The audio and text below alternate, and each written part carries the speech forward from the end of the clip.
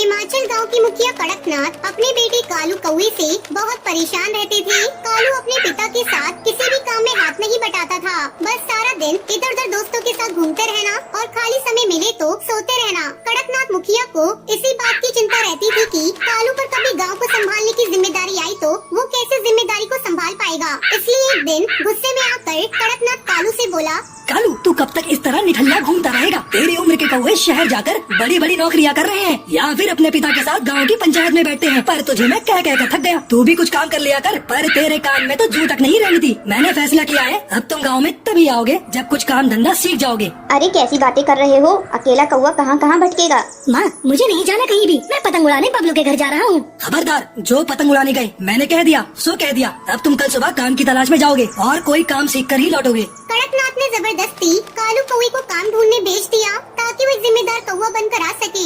कालू काम की तलाश में निकल तो पड़ा पर उसका मन बिल्कुल नहीं था। उड़ते उड़ते कालू एक जंगल में पहुंचा। वहाँ एक पेड़ के नीचे साधु महाराज तपस्या में बैठे दिखाई दिए। कालू ने देखा एक काला नाग साधु बाबा को डसने वाला है। उसने कुछ भी देरी न करते हुए झट से नाग को उठाया और एक और फेंक दिया।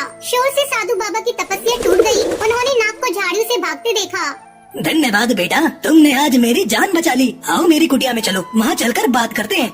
बाबा आपकी कुटिया तो बहुत सुंदर है। ये तो बांस से बनी हुई है। बेटा ये बांस की कुटिया मैंने खुद बनाई है। बांस को जोड़ जोड़ कर बहुत मेहनत से मैंने इसे तैयार किया है। बाबा क्या मैं कुछ दिन यहाँ आपके पास रह सकता हूँ? हाँ बेटा बिल्कुल रह सकते हो। कालू साधु बाबा के साथ ही रहने लगा। वो साधु बाबा की बहुत सेवा करता था। वहाँ पर कालू कौवे ने बांस से घर बनाना सीखा। एक दिन साधु बाबा कालू से बोले, कालू बेटा मुझे यहाँ से दूसरे स्थान पर जाना है। अब तुम्हारा भी अपने गांव लौटने का निश्चित समय आ गया है। पर बाबा मुझे तो मेरे पिताजी ने कहा था जब तक मैं कोई काम धंधा नहीं ढूंढ लेता तब तक मैं गांव वापस नहीं जा सकता। काम तो तुमने सीख लिया बेटा। तुमने बांस के घर बनाने सीखे हैं। वो भी बहुत मेहनत का काम है। अब तुम अपने गांव जाना और वहाँ पर तुम जल्दी ही बांस के घर बनाना शुरू कर देना। बस ये काम है। एक दिन ये बांस के घर तुम्हारे बहुत काम आएंगे। कालू साधु बाबा से विदा लेकर वापस गांव पहुंच जाता है और अगले दिन बांस मंगवाकर पूरे गांव में बांस के घर बनाना शुरू कर देता है। पता नहीं इस कौवे को मैंने काम धंधा ढूंढने भेजा था पर ये तो बांस के घर बनाने में लग गया है। देखने में घर कितना सुंदर और मजबूत है। पर ये घर किस काम के? यहाँ कौन रहेगा? हैं? गांव में सबके अपने अपने घर अपनी अपनी जमीन जायदाद है और ये फिजूल की मेहनत कर रहा है। कालू कुछ ही दिनों में पूरे गांव में जगह जगह बांस के घर बना लेता है। मानसून आ चुका था और हिमाचल गांव में कई दिनों से मूसलाधार बारिश हो रही थी। एक शाम पानी का बहाव तेज हो गया जिससे हिमाचल गांव बाढ़ की चपेट में आ गया। हिमाचल के साथ साथ आसपास के बहुत से गांव बाढ़ में डूब रहे थे।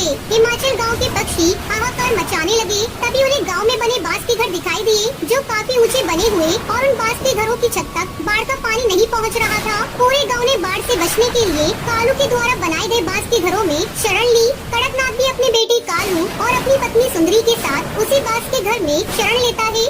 बापू मुझे साधु बाबा ने बोला था कि वक्त आने पर ये बांस के घर बहुत काम आएंगे और आज हमारा पूरा गांव बाढ़ की चपेट में आ गया है। गांव में एक एक घर बाढ़ में डूब गया है पर ये बांस के बने घर नहीं डूबे। हमारा पूरा गांव सुरक्षित है। हाँ कालू बेटा तुमने तो सचमुच अपने गांव के लिए जो किया है वो मैं भी नहीं कर सकता। मुझे तुम पर गर्व है मेरे बच्चे। कुछ दिनों बाद सब कुछ ठीक हो गया। गांव वालों ने कालू की बहुत तारीफ की और फिर कालू खुशी खुशी अपने गांव में रहने लगा। तो ये थी आज की कहानी। आज का सवाल ये है, साधु बाबा कालू कौवे को क्या काम सिखाते हैं? अगर आपको पता है तो आप हमें कमेंट करके जरूर बताएं। वीडियो अच्छी लगी हो तो इस वीडियो को लाइक और शेयर करना ना भूलें।